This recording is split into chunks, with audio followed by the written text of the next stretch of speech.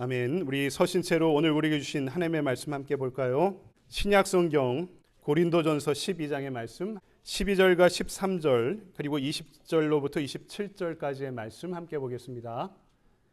몸은 하나인데 많은 지체가 있고 몸에 지체가 많으나 한 몸임과 같이 그리스도도 그리하니라. 우리가 유대인이나 헬라인이나 종이나 자유인이나 다 한 성령으로 세례를 받아 한 몸이 되었고 또 한 성령을 마시게 하셨느니라. 이제 지체는 많으나 몸은 하나라. 눈이 손더러 내가 너를 쓸 데가 없다 하거나 또한 머리가 발더러 내가 너를 쓸 데가 없다 하지 못하리라. 그뿐 아니라 더 약하게 보이는 몸의 지체가 도리어 요긴하고 우리가 몸에 덜 귀히 여기는 그것들을 더욱 귀한 것들로 입혀주며 우리의 아름답지 못한 지체는 더욱 아름다운 것을 얻느니라. 그런즉 우리의 아름다운 지체는 그럴 필요가 없느니라. 오직 하나님이 몸을 고르게 하여 부족한 지체에게 귀중함을 더하사 가운데서 분쟁이 없고 오직 여러 지체가 서로같이 돌보게 하셨느니라. 만일 한 지체가 고통을 받으면 모든 지체가 함께 고통을 받고 한 지체가 영광을 얻으면 모든 지체가 함께 즐거워하느니라. 너희는 그리스도의 몸이요 지체의 각 부분이라. 아멘. 주님의 말씀입니다. 다 자리에 앉으시겠습니다.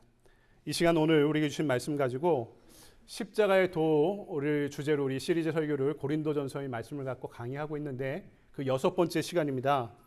교회를 세우는 다양한 은사들이란 제목으로 말씀을 함께 증거하도록 하겠습니다. 우리가 자랄 때 서구사회에 천재다 불리는 그런 사람들이 있었죠. 발명왕 에디슨 같은 사람, 서구사회 물리학의 이론을 정립한 아인슈타인 같은 사람들이 그런 천재, 지니어스로 이렇게 불리던 사람입니다. 근데 제가 이분들의 전기를 보거나 영화도 있더라고요. 이런 영화를 보니까 이분들이 범인들보다 보통 사람들보다 덜 떨어진 부분이 너무 많더라고요. 현격하게 부족한 부분들이 많은데 아마 부모님이나 주변에서 그런 모습만 보고 실망하고 또 자기 자신이 그것을 자신의 자화상으로 삼았으면 자기가 갖고 있는 수많은 좋은 은사들을 활용하며 사는 천재가 되지 못했을 것입니다. 아마 부모님이나 주변의 사람들이 얘는 이런 것들이 참 부족하지만 이런 천재적인 은사가 있구나 하는 것을 알고 기다려주고 격려하셨을 것이고 본인도 여러 가지 어려움이나 부족함 가운데도 본인의 은사를 깨닫고 그것을 발굴하기 위해 노력한 결과가 그들이 천재로 성장할 수 있는 사회적인 기회가 되었을 것입니다. 사람들이 다 모두가 좋은 은사가 다 있습니다. 달란트가 다 있죠. 어떤 사람은 수리적인 계산을 참 잘합니다. 저 사람은 계산이 빠르구나. 어떤 사람은 논리적인 사고를 잘하고 어떤 사람은 계산을 잘 못해요. 현실적인 계산을 참 못하는데 바보 같아 보이는데 어떤 친구는 참 상상력이 풍부합니다. 그래서 그 상상력이 자기의 삶을 풍요롭게 만들 때가 있고 어떤 사람은 사람을 잘 챙기는 사람들이 있죠. 타고난 또 갖가지 갖고 있는 은사가 우리 모두에게 있다는 것이죠. 그런데 오늘 말씀을 보니까 하나님이 우리에게 은사를 달란트를 왜 주셨을까? 그것을 분명히 알려주고 있죠. 왜 주셨나요? 사명을 위해 주셨습니다. 사명을 위해 은사를 주셨다. 근데 이 사명이 뭐냐? 특별히 하나님의 몸된 교회를 아름답고 건강하고 든든하게 세워가기 위해서 우리에게 은사를 주셨고 그 은사로 사명을 감당하도록 허락하셨다 이렇게 말씀하고 있는 것입니다. 오늘 12장 중반부를 보더라도 은사가 참 많죠. 어떤 사람은 지혜의 말씀을, 어떤 사람은 지식을, 어떤 사람은 믿음을, 어떤 사람은 병 고치는 은사를, 어떤 사람은 예언과 영분별의 은사를, 어떤 사람은 방언을 하고 어떤 사람은 통변을 하는 은사를 주셨다. 그런데 바울은 교회의 본질이 이 다양한 은사들의 연합이다라고 이야기합니다. 그래서 오늘 말씀에 분명히 이야기하죠. 교회는 한 몸이다. 이렇게 이야기합니다. 바울의 서신들은 전체적으로 교회를 가장 중요하고 핵심적인 비유로 설명합니다. 교회는 그리스도의 몸이다 라고 이야기하는 거죠. 대표적인 구절이 에베소서 1장 23절인데 교회는 그의 몸이니 만물 안에서 만물을 충만케 하시는 자의 충만이니라. 교회가 그리스도의 몸이고 이 몸이 하는 역할이 뭐라고요? 이 만물을 생명을 살리는 게 교회의 역할이다라고 이야기하는 것입니다. 우리가 교회 그럼 예배당을 생각하잖아요. 예배당이 무슨 뜻입니까? 예배드리는 집이다라는 뜻이죠. 교회는 예배당을 갖고 있죠. 예배드리는 장소가 우리가 처음 개척해서 박종훈 집사님 사무실에서 예배드렸죠. 저희의 예배당이 된 거죠. 또 다른 곳에서도 예배드리고 그것이 우리의 예배당인데 예배당이 바뀌어도 교회는 그대로잖아요. 교회는 건물을 포함하고 있지만 건물 자체만이 아니고 또 어떤 교파만이 아니고 어떤 조직만이 아니고 유기체로서의 교회는 우리가 생각하는 것 이상의 깊고 또 넓고 심오한 뜻을 갖고 있는 그런 살아있는 공동체, 유기체와 같은 것이다라고 말씀하고 있는 것입니다. 그런데 그것을 이해하려면 필요한 시각이 있습니다. 교회를 전체로 보는 것입니다. 몸으로 볼 때 부분을 이해할 수 있고 전체로 볼 때 이 교회의 본질이 무엇인지 이해할 수 있다는 것이죠. 오늘 12절 13절을 볼까요? 몸은 하나인데 많은 지체가 있고 몸의 지체가 많으나 한 몸과 같이 그리스도도 그러하니라. 우리가 유대인이나 헬라인이나 종이나 자유인이나 다 한 성령으로 세례를 받아 한 몸이 되었고 또 한 성령을 마시게 하였느니라. 성령이 우리를 마시게 하며 생명을 주셨다. 어떻게요? 한 몸으로 유기적으로 연결되게 한 몸으로 살아있게 성령을 주셨다. 그러니까 한 몸으로 봐야 될 필요가 있다는 거죠. 부분으로 보면 내 시각으로 보게 됩니다. 부분으로 보면 우리 눈에 결핍이 보이죠. 이것도 부족하고 저것도 부족하고 그러면 우리가 나중심적으로 생각할 수 있는데 전체로 보면 우리 교회에 필요한 것이 무엇인가? 교회가 어떤 조직인가? 어떤 공동체인가? 어떤 영의 공동체인가를 바라보게 된다는 것입니다. 여러분, 그래서 우리가 개혁하는 것이 훨씬 어렵습니다. 개혁하는 것이 훨씬 오래 걸립니다. 왜 그런지 아십니까? 우리가 개혁하기 위해서는 전체로 봐야 되기 때문입니다. 그리고 전체로 보면은 필요가 눈에 떠오르게 되는 것이고 그러면은 내가 해야 될 일들을 그 가운데 보게 되기 때문입니다. 그러면은 교회는 내가 희생해야 됩니다. 던질 게 있어야 됩니다. 나서야 됩니다. 왜냐하면 나도 그 몸의 한 지체이기 때문입니다. 내가 내 몸에 대해서 불평하지 않잖아요. 이것이 부족하고 저것이 부족해도 교회 전체이기 때문에 내가 해야 될 일이 무엇인지 그 가운데 찾아야 하는 것이죠. 한 몸으로 교회를 볼 때 우리는 교회를 그렇게 개혁해 갈 수 있는 것입니다. 오늘 말씀에 한 성령이 한 몸을 이끈다고 말씀하신 것이 그것입니다. 성령께서 역사하시는 한 몸을 보게 만드신다는 것, 전체로 보게 만드신다는 것이고 앞뒤를 바라보게 만드신다는 것이고 하나님의 시선으로 바라보게 하신다는 뜻입니다. 그래서 우리는 성령의 인도하심을 분별하고 순종하면서 이를 위해 한 몸이 되기 위해 노력하고 기도해 가야 하는 것입니다. 두 번째, 교회는 지체들의 평균값입니다. 무슨 뜻일까요? 교회는요, 지체들의 평균값입니다. 이게 교회의 원리입니다. 한 몸이 되면 그 몸이 고르게 발전해야죠. 강한 것이 약한 것을 도와야 됩니다. 건강한 사람은 약한 사람을 돕고요. 많이 배운 사람은 덜 배운 사람을 돕고요. 많이 가진 사람은 덜 가진 사람을 도와야 평균이 올라갑니다. 그 건강, 지식, 부를 나만을 위해 쓰면 그것은 소비되어 그쳐버리는 것입니다. 이것이 한 몸의 원리 밖에 있는 생각이죠. 제가 신촌에서 목회할 때 좀 신기한 걸 본 경험이 있습니다. 이 교회가 참 건강하구나라고 생각됐던 지점들이 뭐 연대 교수님들도 계시고 이대 교수님들도 계시고 뭐 장관, 국방부 장관, 합참 의장 이런 분들도 교회에 계시는데 이 속회 모임을 하면은요 동네 제가 있던 교회는 동네별로 이렇게 묻거든요. 그러니까 이 신촌에 원래 시장통이 있었어요. 시장통이 있었는데 교인들의 중산층 대부분이 시장에서 장사하시던 분들입니다. 이 발품 팔고 좌판 깔고 이런 분들이 교인은 중산층의 대부분들이에요. 그리고 옛날에 신촌이 허허벌판일 때 거기서 농사 짓던 분들도 많습니다. 근데요 속회를 하면 그렇게 잘 모이셔요. 그렇게 소득 수준이 낮아도 집들 돌아가면서 어느 분은 이 반지하에 사시고 어느 분은 대궐 같은 집에도 사시는데 그렇게 참 100년대 이상 교회가 갖고 있는 저력이 있더라고요. 그 속회에서 잘 모여요. 그냥 한 사람 무시하는 사람 없고 그것도 그 속회가 뭐 십몇 년 이렇게 오래 갈 정도로 아주 끈끈하게 그 가운데서 지내시는 모습. 그래서 누가 결혼하면은 다 내일처럼 생각하시고, 장래가 나면 다 내일처럼 생각하시고, 이런 모습들을 보게 되었던 거죠. 야, 그래, 한 몸이라는 것이 이런 것이 아닌가 하는 것을 저도 목회하며 배우게 되었습니다. 제가 아는 목사님 중에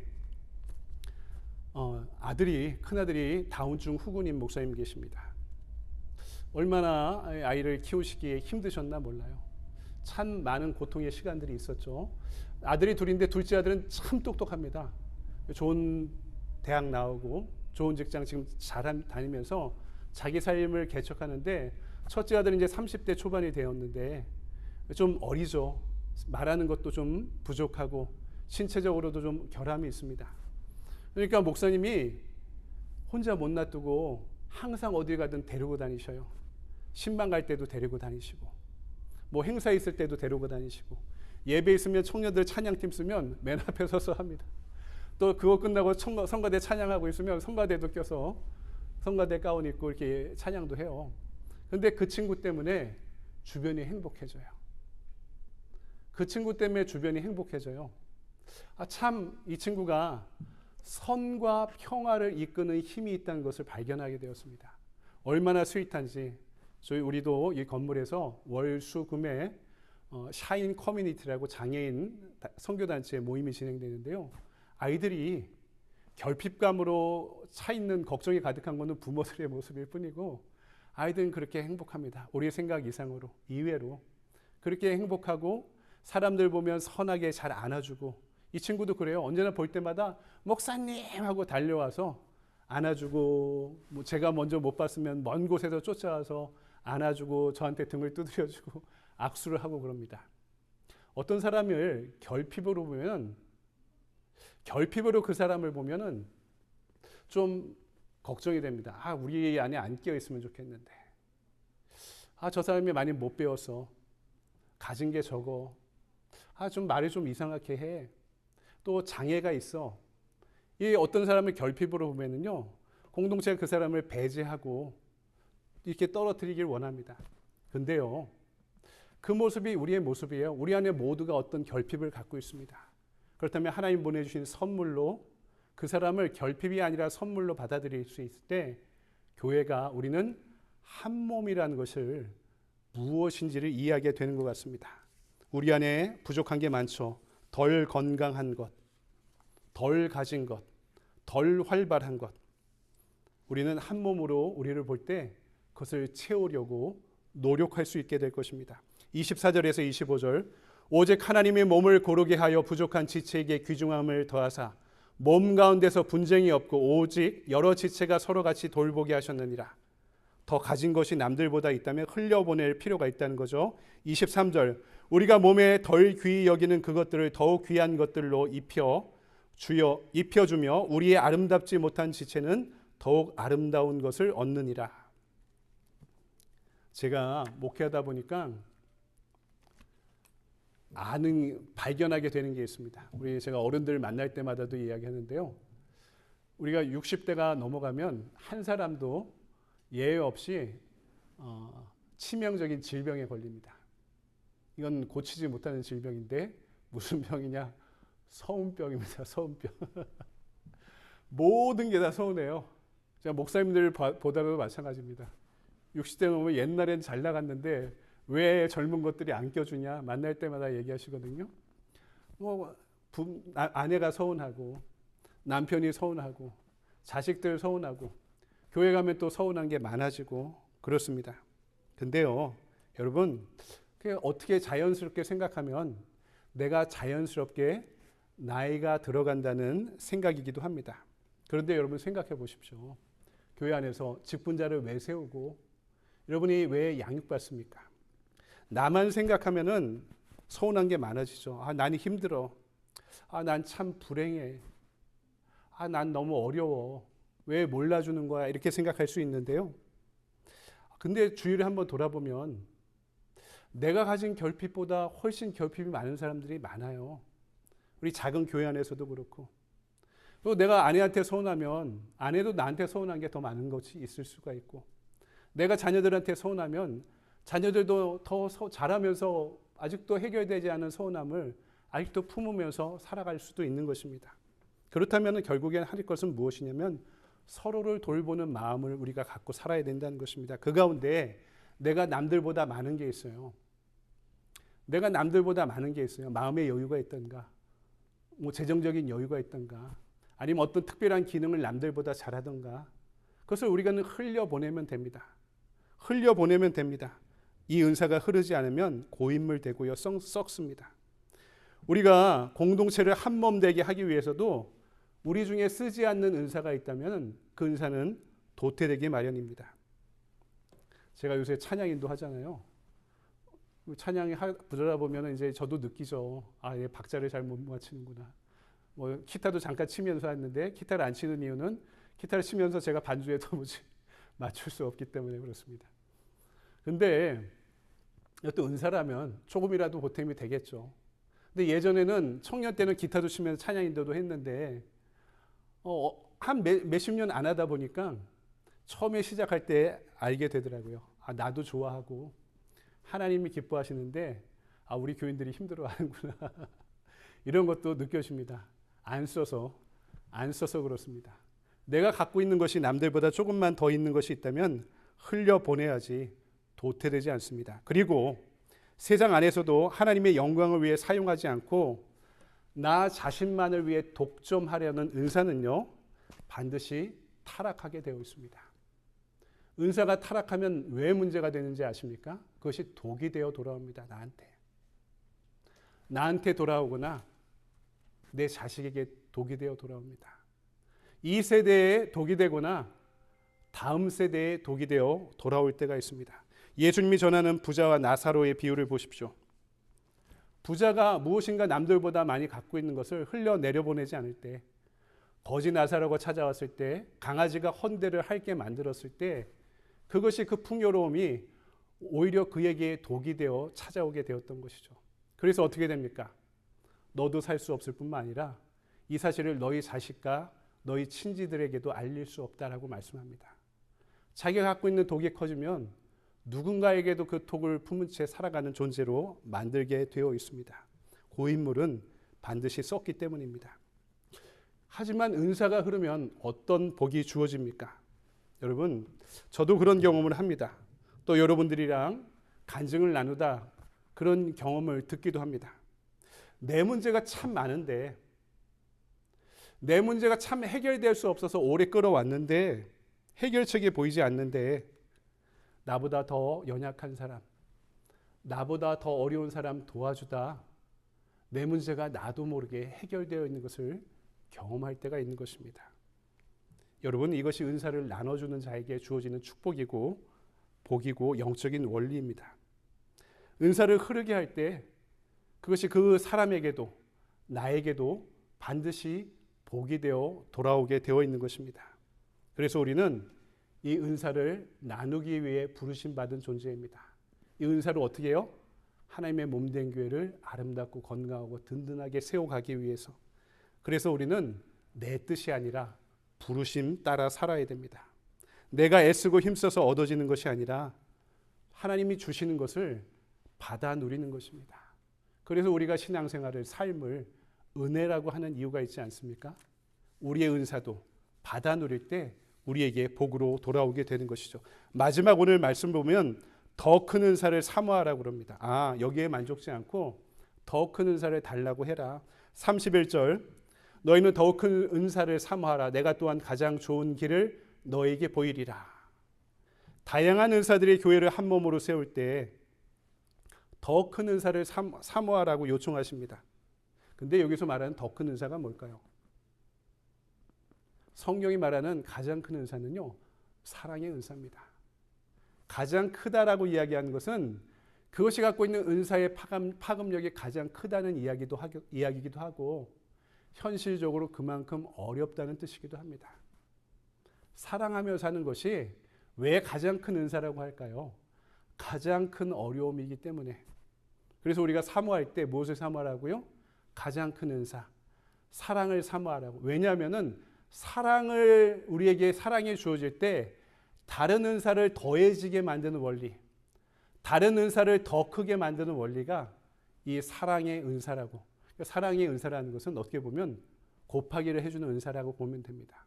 내가 갖고 있는 어떤 은사를 더 크게 만들어주는 것. 이것이 바로 사랑의 은사라고 말씀하는 거죠. 한때 미국의 기업들이 줄 파산을 이어가고 있을 때 시사주간지 뉴요커가 이런 현상의 원인을 미국 기업이 갖고 있는 스타 군단 때문이라고 이야기했습니다. 그러면서 똑똑한 사람에 의존하는 스타 군단 이론보다는 기업들이 의식적으로 건강한 시스템을 만들어 가려는 노력을 하지 않으면 안 된다 하고 미국의 대기업들을 향해서 경고의 목소리를 낸 적이 있었습니다. 스타 군단 이론을 가장 충실히 따랐던 대표적인 기업이 앨론사였습니다. 이 기업은 매년 250명씩 아이비리그에 속한 인류 대학원의 MBA 학위자, 경영학 석사들을 기존 기업이 상상할 수 없는 파격적인 대우로 고액 연봉을 제공하며 취업을 시켰습니다. 그 중에서 더 탁월하게 똑똑한 사람은요, 상상하지 않을 정도, 못할 정도로 승진시키고 연봉을 줬습니다. 그 결과 어떻게 되었습니까?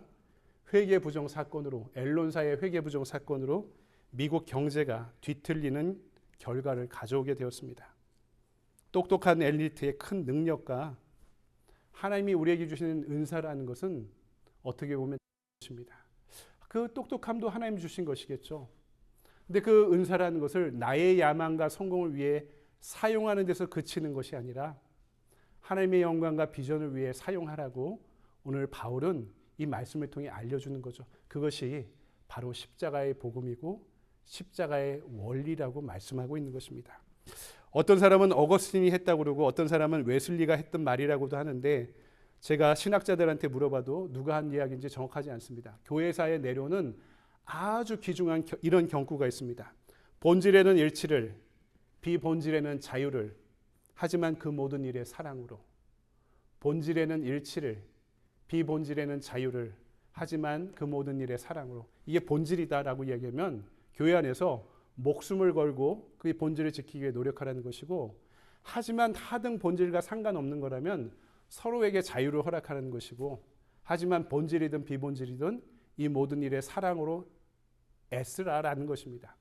제가 실제로 있었던 이야기를 말씀드리면 LA의 한 한인교회가 갑자기 어렵게 되었습니다. 너무나 소형교회였던 교회가 중형교회로 잘 성장하고 있는 건강한 교회였는데요. 이 교회에 문제가 생겨서 교회가 두 조각이 났습니다. 이유는 그랜드 피아노 때문이었습니다.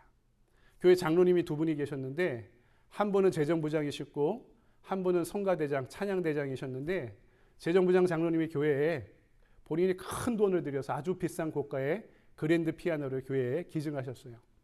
근데 성가대는 여기서 예배드리는데 여기가 너무 좁은 겁니다. 근데 본인 보기에 이쪽에다 피아노를 놓는 게 가장 좋은 방법이라고 생각했던 것이고, 성가대장님은 그게 아니죠. 성가대 앞에 있어야죠.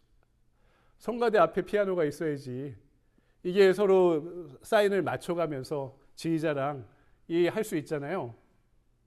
근데 어떻게 됐냐, 이것 때문에 이게 본질적인 문제는 아니잖아요. 이게 전혀 본질적인 문제는 아니잖아요. 근데 이 문제로 인해 그동안 쌓였던 감정들이 폭발하면서 이게 교회가 깨지게 되었던 거죠. 그리고 나서 이 얘기도 실제로 들은 얘기인데 몇 년이 지나서 이 두 분 장로님이 마트에서 장을 보다가 만나게 되었습니다. 쑥스럽게 인사하면서 오랜만에 봤으니 차 좀 마시며 얘기하자라고 화해를 하며 이야기를 나누는데 두 분이 기억을 못 하시는 거예요. 뭐 때문에 싸웠는지, 뭐 때문에 교회가 갈라졌는지 몇 년이 지나니까 그 이유를 두 분도 모르고 계셨던 것입니다. 본질이 아니었던 거죠. 몇 년 전에 뉴욕에 있는 한 큰 교회가 또 한인교회가 깨지게 되었습니다. 교회가 건물이 오래된 교회라서 리모델링을 하는데 뭐 여러 가지 갑론을막이 있다가 목사님의 주장으로 카페트를 약간 푸른 카페트를 깔았습니다. 그러면서 목사님은 시편 23편에 푸른 초장 맑은 물가로 우리를 인도한다. 그런 의미에서 참 푸른 초장과 같은 교회가 됩시다 해서 파란색 카페트를 깔았는데 그전에는 이 교회 카페트가 빨간색이었거든요. 그러니까 반대하는 장로님들이 들고 나선 겁니다. 교회는 그리스도의 보혈로, 그리스도의 피로 존재하는 교회인데 교회 카페트를 빨갛게 해야지 어떻게 교회답지 않게 파랗게 만드냐 해서 교회가 난리 났던 적이 있습니다. 이것이 본질은 아니죠. 물론 이 외에 감정의 골들이 있고 또 그 가운데 문제들이 있었겠지만 이 문제가 근원이 되어 싸운 겁니다. 그래서 그 뉴욕 목사님들한테 유명하더라고요. 푸른 초장파와 그리스도 보혈파가 보혈파로 교회가 나눠졌다는 얘기를 들었습니다. 여러분 뭐가 본질적인 문제일까요? 한국의 비룡소 출판사에서 나온 동화책 중에 오늘 우리가 읽은 이 말씀으로 쓰여진 입술이 똥꼬를 만났을 때라는 창작 동화가 있습니다. 정확히 얘기하면 창작은 아니고요. 성경에 있는 이야기. 전에 어렸을 때 제가 저희 교회 지전도사님한테 들었던 이야기인데 어느 순간 출판사의 창작 동화물로 되어 있더라고요. 이런 이야기입니다. 몸이 모여서 몸의 지체들이 회의를 했습니다. 두뇌가 머리가 나서서 이렇게 이야기합니다. 야, 내가 최고야. 내가 명령을 내리니까 각 신체 기관이 움직이게 되어 있어. 내가 최고야. 그러니까 손이 이야기합니다. 그런 말을 하지 말라고. 뭐든지 내가 움직여야 뭐가 액션이 이루어지는 거 아니냐. 밥을 먹을 때도 글을 쓸 때도 컴퓨터를 칠 때도 뭘 해도 나 없이 할 수 있는 거 있냐? 그러니까 또 발이 이야기하는 겁니다. 웃기지 마라. 내가 움직이지 않으면은 너는 아무것도 못한다. 그러니까 이제 입술이 나서서 이야기합니다. 야, 내가 최고라고. 내가 의사소통을 혼자 다 하지. 너희들 맛있는 거 먹어봤냐? 맛있는 것도 내가 혼자 다 먹는다. 그러고 보면 저 똥꼬는 참 더러운 일만 해. 똥꼬를 다들 쳐다보는 겁니다. 항문을 쳐다보니까 맨날 냄새나는 일만 하고 쟨 참 안 됐다. 이런 얘기를 한 거죠. 그러니까 똥꼬가 그 얘기를 듣고 수치심을 느껴서 자기 일을 안 하기 시작한 겁니다. 어떻게 해요? 몸에 힘을 자기 힘에 꽉 주고 몸에 있는 이 똥이 나가지 못하게 만든 거죠. 어떻게 되었을까요? 하루, 이틀, 일주일이 지나니까 몸에 밸런스가 깨지는 거죠. 똥독이 오르기 시작하는 겁니다. 저마다 아우성을 치기 시작하는 거죠. 그러니까 다들 이야기합니다. 똥꼬야 잘못했다. 똥꼬야 잘못했다. 그 얘기를 듣고 비로소 똥꼬가 자기 역할을 하면서 몸이 편해지게 되었다는 것입니다. 그러니까 하는 신체 기관이 하는 역할의 차이가 있지 높고 낮음이 존귀하고 비천함이 없다 하는 것이 그 창작 동화가 어린아이들한테 알려주는 건데 그 이야기가 오늘 바울이 한 얘기에 머리가 손도로 뭐라 할 수 있느냐 손이 발도로 뭐라고 할 수 있느냐 각 지체는 서로 한 몸 안에 연결되어 있는 지체일 뿐이니라 라고 이야기하는 것이죠. 우리가 그렇다면 어떻게 한 몸인지 알 수 있을까요? 그러면서 오늘 말씀에도 기쁨도 나누고 슬픔도 나누라 이렇게 이야기하잖아요. 근데 제가 알게 됐어요. 그 비밀을. 슬픔은요 다 나누려고 합니다. 왜냐하면 슬픔은 이분한테 큰 일이 생긴 거기 때문에 어려운 일이 생긴 거기 때문에 결과적으로 나보다 못한 상태가 되었기 때문에 누구나 마음의 문을 열고 자비의 마음을 품고 이 사람의 슬픔에 참여하려고 노력해요. 근데 진짜 이 사람이 친한 사람이냐 하는 것은요 기쁨을 나누냐 하는 것을 보면 알겠더라고요. 우리 아들이 여기 참 좋은 대학 갔어.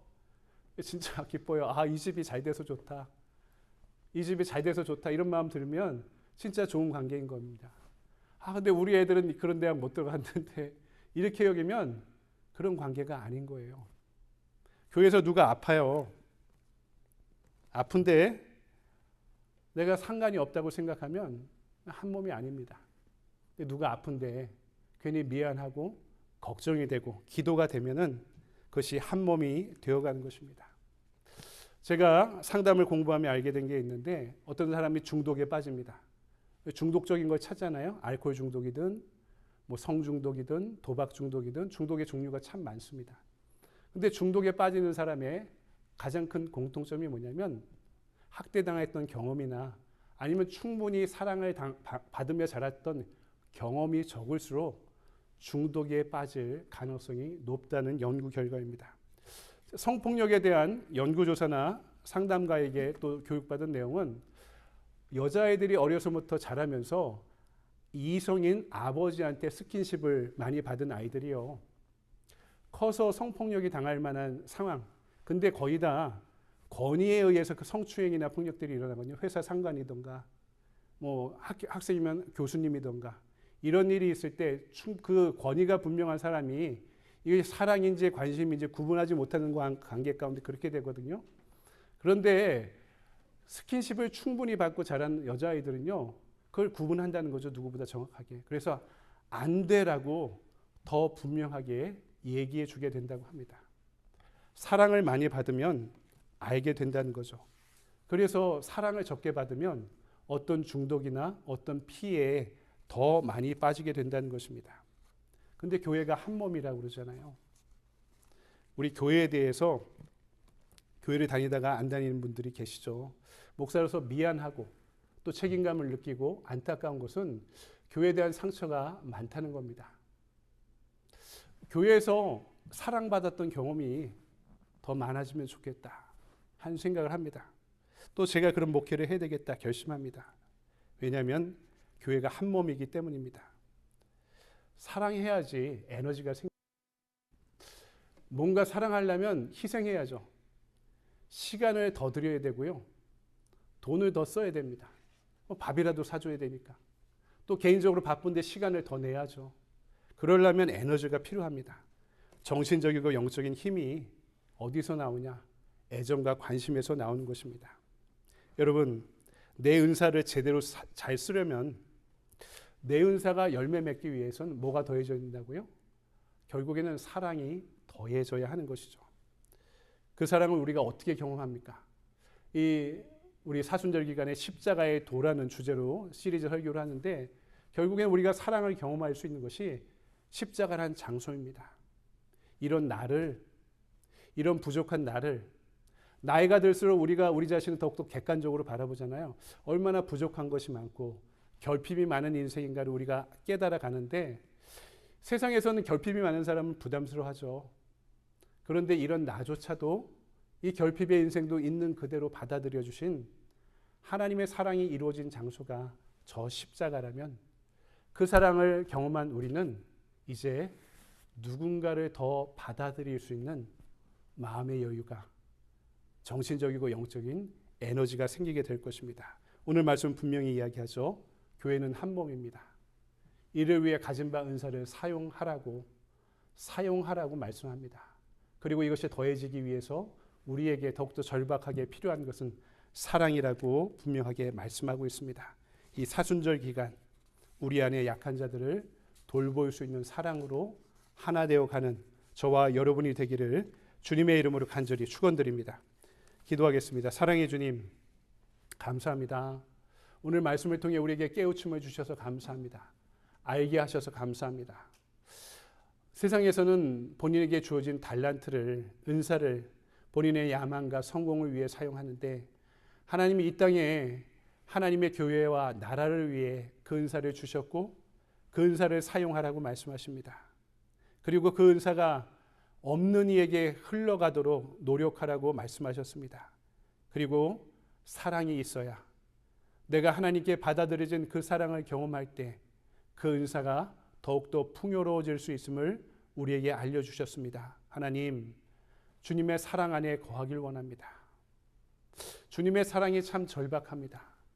그 십자가의 사랑을 우리의 삶 가운데 날마다 경험하는 가운데 누군가를 받아들이고 누군가를 위해 중보하고 누군가를 위해 함께 슬퍼할 뿐만 아니라 함께 기뻐해 줄 수 있는 그 마음을, 넉넉한 마음을 우리에게 더하여 주셔서 그나마 내가 갖고 있는 어떤 주님 허락하시는 특별한 은사로 그를 위해, 그들을 위해, 교회를 위해 사용하며 살아갈 수 있는 믿음의 종들이, 자녀들이 될 수 있도록 우리를 인도하여 주시옵소서. 거룩하신 주 예수 그리스도의 이름으로 감사하며 기도드립니다. 아멘. 다 같이 자리에서 일어나셔서 우리 주신 말씀 기억하며 우리는 주의 백성이오니 결단 찬양 드리고 축도로 예배를 마치겠습니다.